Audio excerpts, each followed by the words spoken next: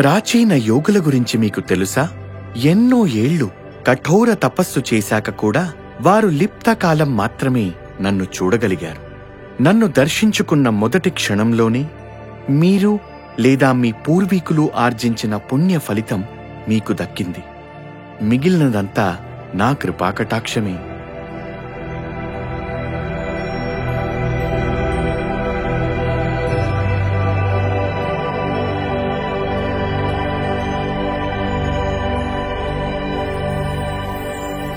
ప్రాచీన మత సాంప్రదాయాల్లో దర్శనం అనే భావనకు ప్రత్యేక స్థానం కల్పించారు.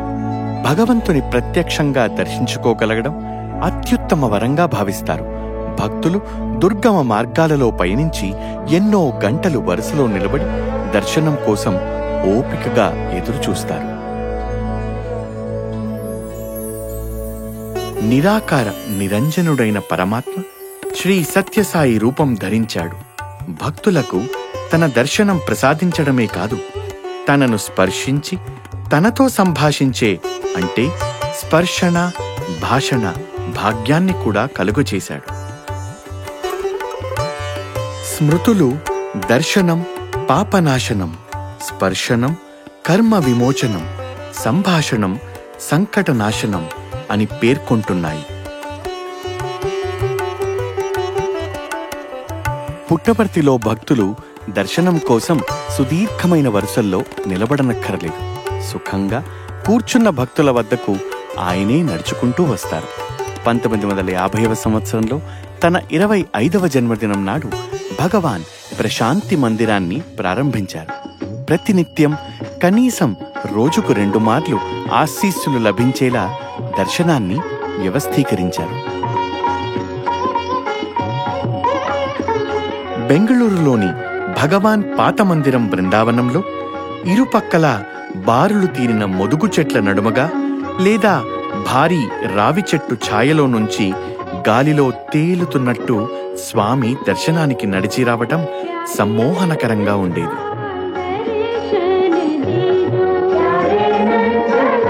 తొలి సంవత్సరాలలో బృందావనం మాదిరిగానే ప్రశాంతి మందిరం కూడా చెట్ల మధ్యనే ఉండేది.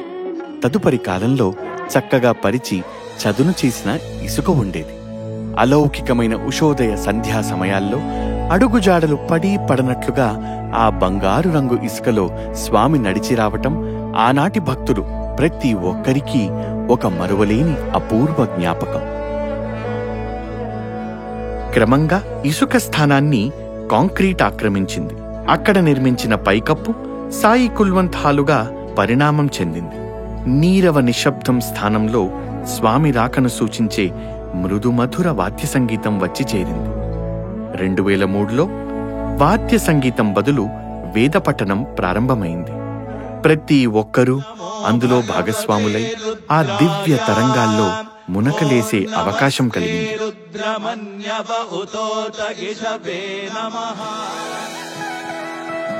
విశ్వం నలుమూలల నుంచి సంగీత విద్వాంసులు, ప్రపంచ నేతలు, యువత, సాధు సంతులు, భక్తులు ఇలా వివిధ వర్గాలకు చెందిన వారు వేల సంఖ్యల్లో రావడం ఆరంభమైంది. భక్తుల సంఖ్య పెరిగే కొద్దీ ప్రశాంతి నిలయం మందిరం కూడా విస్తరించింది. పుట్టపర్తి నగరం పెరిగింది. అన్నీ మారాయి. కాని 6 దశాబ్దాలకు మించిన కాలంలో దర్శనం అనే ఆశీర్వాదంలో ఏ మార్పు రాలేదు.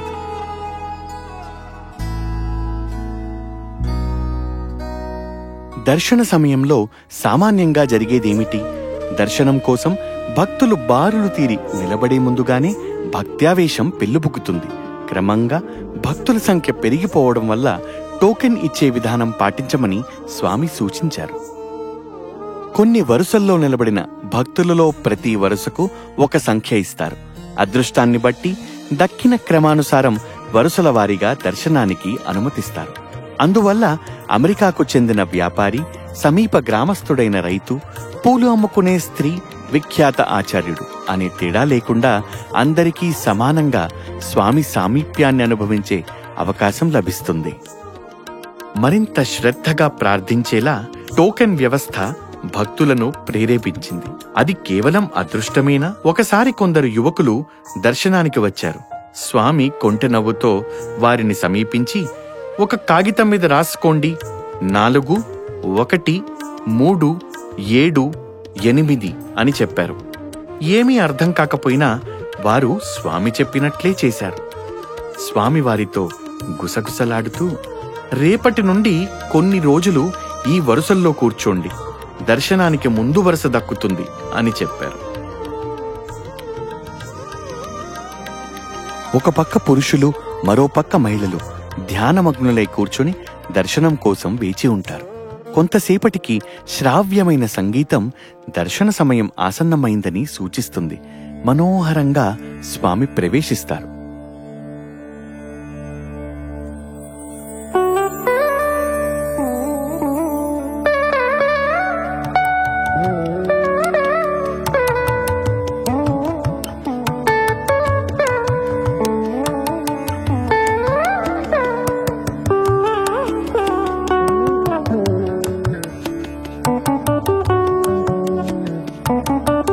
స్వామి దర్శనాన్ని ఎప్పుడూ స్త్రీల వైపు నుండి ప్రారంభిస్తారు.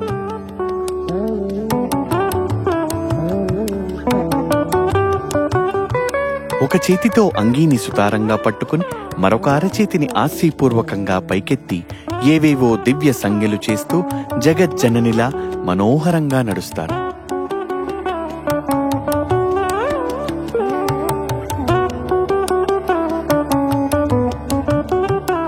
ఒక్కోసారి ఏ శిశువునో ఆశీర్వదించడానికి వంగుతారు, లేదా ఏ వృద్ధురాలి శిరస్సును తాకడానికో చేయి చాపుతారు. మహిళల మధ్య ఉన్నప్పుడు నేను మహిళనే అంటారు స్వామి.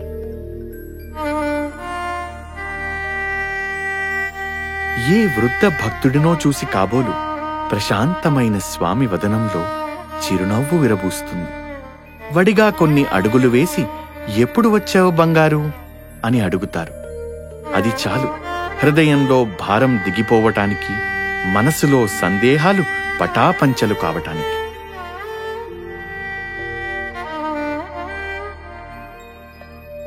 ప్రతి చర్య, ప్రతి మాట, హావభావాలలో ప్రేమ, సౌందర్యం, ఆశీస్సులు తొణికిసలాడుతూ ఉంటాయి.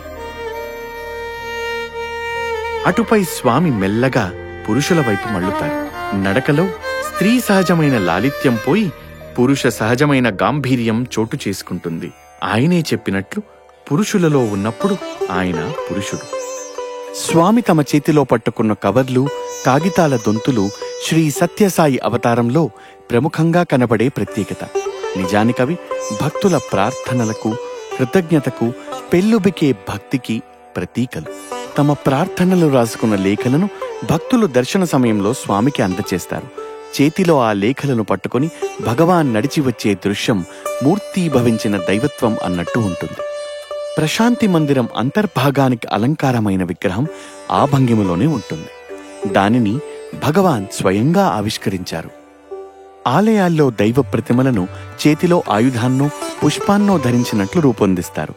కానీ స్వామి మూర్తిని చేతిలో భక్తుల ప్రార్థనలు పట్టుకున్నట్లు రూపొందించారు. ప్రతినిత్యం దర్శన సమయంలో ఆయన అదే చేశారు.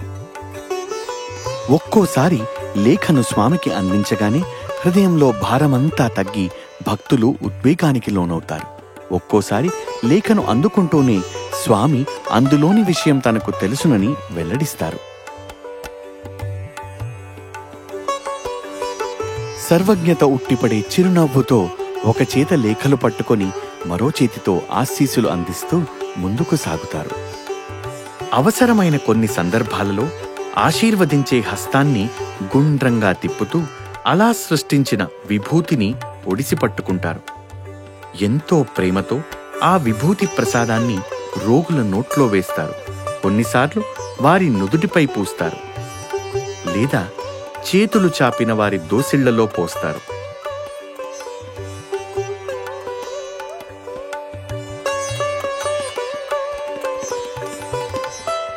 నమ్మశక్యం కాని విధంగా రోగాలను నయం చేయటం, లీలలు చూపటం ప్రతి దర్శన సమయంలో జరిగే సామాన్య విషయాలు.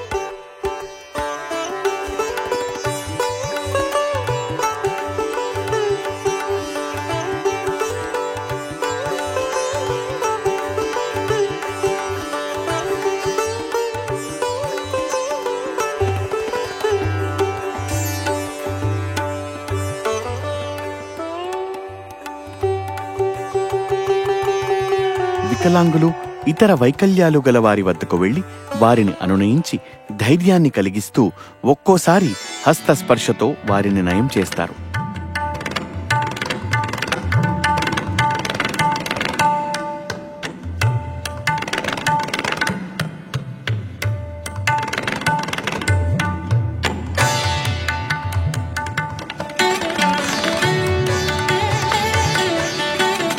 క్రమంగా విద్యార్థులను సమీపిస్తారు. విద్యార్థులతో స్వామి భేటీ హృద్యంగా ఉంటుంది. ఒక తల్లిలా వారిని అభినందించి ప్రోత్సహిస్తారు. ఒక తండ్రిలా వారిని మందలించి సరిదిద్దుతారు. గురువులా మార్గనిర్దేశం చేస్తారు. మంచి స్నేహితునిలా వారి కష్టసుఖాలు వింటారు. దర్శన సమయంలో ఎన్నో ఆసక్తికర సంఘటనలు, కార్యక్రమాలు జరుగుతాయి. నడిచి వస్తున్నప్పుడు తమ పాదాలు స్పృశించేందుకు స్వామి భక్తులను అనుమతిస్తారు. పాద నమస్కారాలు అనుగ్రహిస్తారు. ఒక్కోసారి రహస్యం చెప్తున్నట్టు చేసుకో అంటారు, లేదా తమ పాదాలను చూపిస్తూ చిన్నగా సంజ్ఞ చేస్తారు.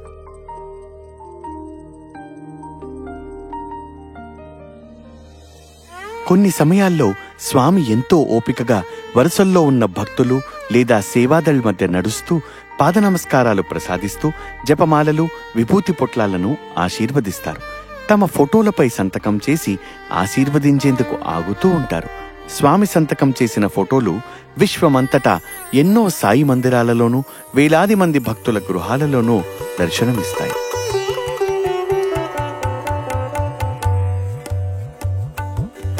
దర్శన అనుభవాలు బహుముఖీయమైనవి. జనంలో కూర్చుని ఉన్న ప్రతి ఆత్మపై అది చూపే ప్రభావాన్ని వర్ణించడం అసాధ్యం.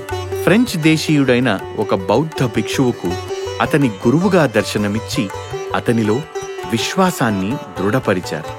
ఒకసారి స్వామి వెంకటేశ్వరునికి మానసిక పూజ చేస్తున్న ఒక భక్తుని వద్దకు వెళ్లారు. ఆ భక్తుడు మానసికంగా దైవానికి అర్పించినట్లే స్వామి చేతిలో గంధంలో ముంచి తీసిన 2 తులసీ దళాలు ప్రత్యక్షమయ్యాయి.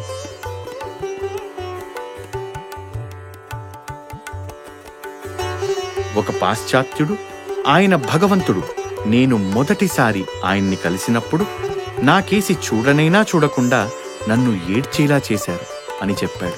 చేతితో లేదా తలతో సంజ్ఞ చేయడం ద్వారా అదృష్టవంతులకు వ్యక్తిగత భేటీకి మందిరంలోనికి రమ్మన్న సంకేతం అందుతుంది. దర్శన వేళలోనే ముఖ్యమైన క్రతువులు కూడా ఎన్నో జరుగుతూ ఉంటాయి. ఇక్కడ భారతీయ కుటుంబాల ఆచారం ప్రకారం స్వామి ఎంతో ప్రేమగా ఒక చిన్నారి పుట్టు వెంట్రుకలు కత్తిరించడం చూడవచ్చు. కొన్నిసార్లు అన్నప్రాసన వేడుకలో భాగంగా స్వామి పిల్లలకు మొదటి ముద్ద తినిపిస్తారు, లేదా ఒక పలక మీదో పుస్తకంలోనో ప్రణవ మంత్రాన్ని వ్రాసి పిల్లల చదువులకు శ్రీకారం చుడతారు. ఎంతో ప్రాముఖ్యత గల ఈ సాంప్రదాయాన్ని అక్షరాభ్యాసం అంటారు.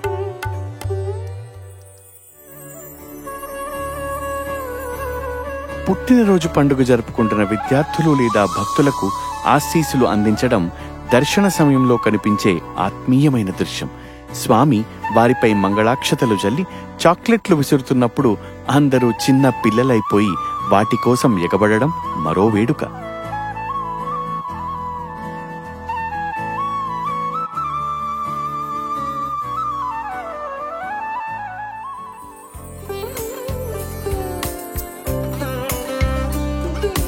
మామూలుగా జరిగే దర్శనాలే కాక ప్రశాంతి మందిరం, అలాగే భారతదేశంలోని వివిధ నగరాల్లో ఉన్న మందిరాల బాల్కనీల నుంచి స్వామి ప్రత్యేక దర్శనాలు ప్రసాదించారు.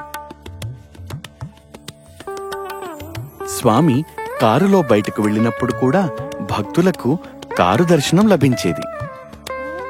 అది చాలనట్టు స్వామి అత్యంత కారుణ్యంతో ఇక్కడ కనబడుతున్నట్టు ఊహించలేని విధంగా ప్రవర్తించేవారు.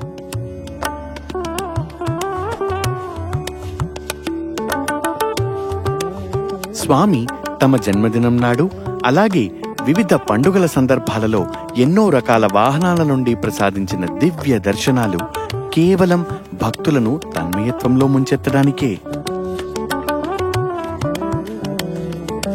మరే అవతారము భక్తులను అనుగ్రహించడానికై స్వామిలా ఇరుకైన గోడల అంచుపై నడవలేదు. హెలికాప్టర్ పై నుంచి దర్శనం ప్రసాదించడం అవతార లీలల్లో సరికొత్త అధ్యాయం అనడంలో సందేహమే లేదు. భక్తవత్సలుడైన స్వామి సందర్భానికి తగినట్టు వివిధ వర్ణాల దుస్తుల్లో దర్శనమిచ్చారు. కృష్ణాష్టమి నాడు పీతాంబరం, స్నాతకోత్సవం నాడు ముదురు ఎరుపు రంగు ఉడుపులు, పుట్టుపండుగ, క్రిస్మస్ పండుగలలో శ్వేతాంబరం ధరించేవారు. శ్వేత వస్త్రధారి అయి ఊయలపై కూర్చుని స్వామి అనుగ్రహించే ఝూలా దర్శనం భక్తుల మనస్సుల్లో శాశ్వతంగా నిలిచిపోతుంది.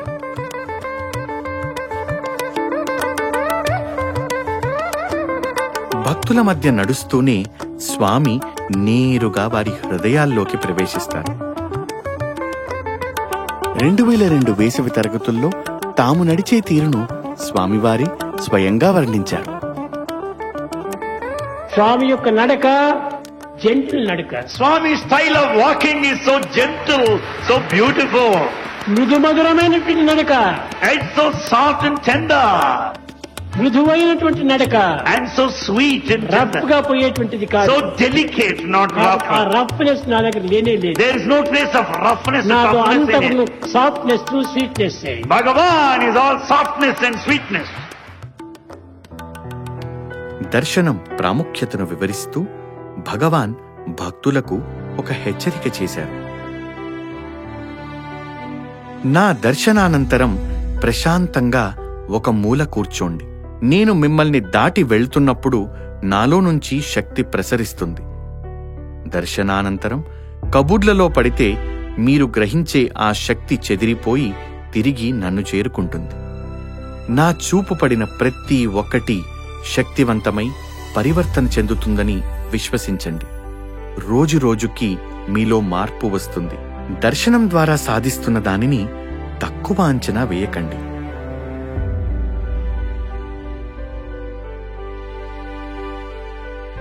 దర్శనం యొక్క అలౌకిక తత్వానికి మానవ కాంతి పరివేష్టాలను అధ్యయనం చేసిన శాస్త్రవేత్త, కిర్లియన్ ఫోటోగ్రఫీ నిపుణుడు అయిన ప్రొఫెసర్ ఫ్రాంక్ బారనోస్కీ అనుభవమే తార్కాణం.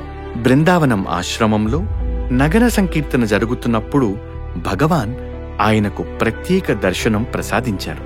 అటువంటి దర్శన సమయంలో బారనోస్కీ నమ్మశక్యంగాని విధంగా దివ్య ప్రేమ గులాబీ వర్ణంలో ప్రకటితమవడం చూశారు. భగవాన్ నుంచి చివర్లో బంగారు, పెంటి చారలతో వెలువడుతున్న గులాబీ రంగు కాంతిపుంజం అనంతంగా వ్యాపిస్తోందని కూడా గమనించారు. ఇది మానవ సహజమైన కాంతిపుంజం కాదు అని ఆయన ప్రకటించారు. తరువాత భగవాన్ సమక్షంలో భక్తులను ఉద్దేశించి ప్రసంగించినప్పుడు తాను ఎందరో మహాత్ములను కలిశానని, వారెవ్వరూ భగవాన్ బాబావలే ప్రజలకు ఇంత చేరువుగా లేరని వెల్లడించారు. భగవాన్ తాను ఎవరిని చెప్పారో అదే ఆయన అని వక్కాణిస్తూ తన ప్రసంగం ముగించారు. ఆయన నిర్మలమైన ప్రేమ, వాస్తవానికి ఆయన 2 కాళ్లపై నడుస్తున్న ప్రేమ.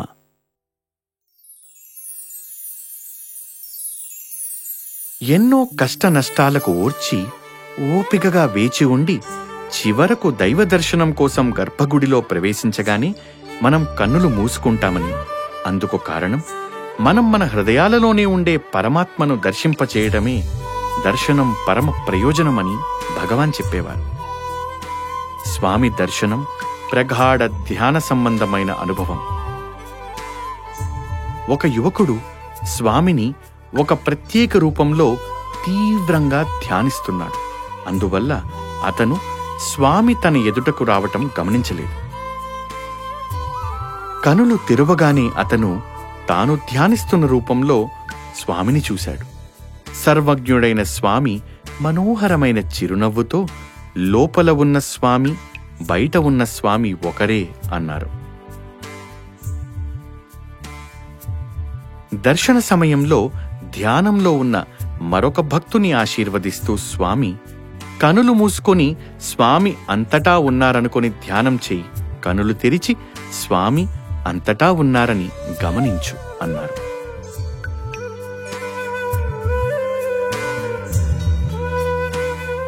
భగవాన్ సత్యసాయిబాబా పరమోత్కృష్టమైన ప్రేమస్వరూపులు. మనం చూడగల తాకగల రూపంలో రావడం ద్వారా అద్వితీయమైన సాయి దర్శన అనుభవాన్ని పొందే భాగ్యాన్ని కల్పించారు.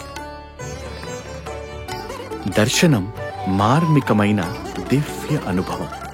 ఇప్పటికీ వేల సంఖ్యల్లో వచ్చి స్వామి దివ్య సన్నిధిలో భక్తి శ్రద్ధలతో మోకరిల్లే భక్తుల హృదయాలు స్వామి సమక్షాన్ని అనుభవించి ఉత్తేజితమవుతాయి. అంతర్యామి అయిన దైవంతో అనుసంధానమై తేలికపడిన మనస్సులతో ఆధ్యాత్మిక స్ఫూర్తితో వారు తిరిగి వెళ్తారు. దర్శనానికి వచ్చే వారిపై స్వామి సమక్షం చూపే ప్రభావం జ్ఞానేంద్రియాలకు, మానవ మేధకు అందేది కాదు.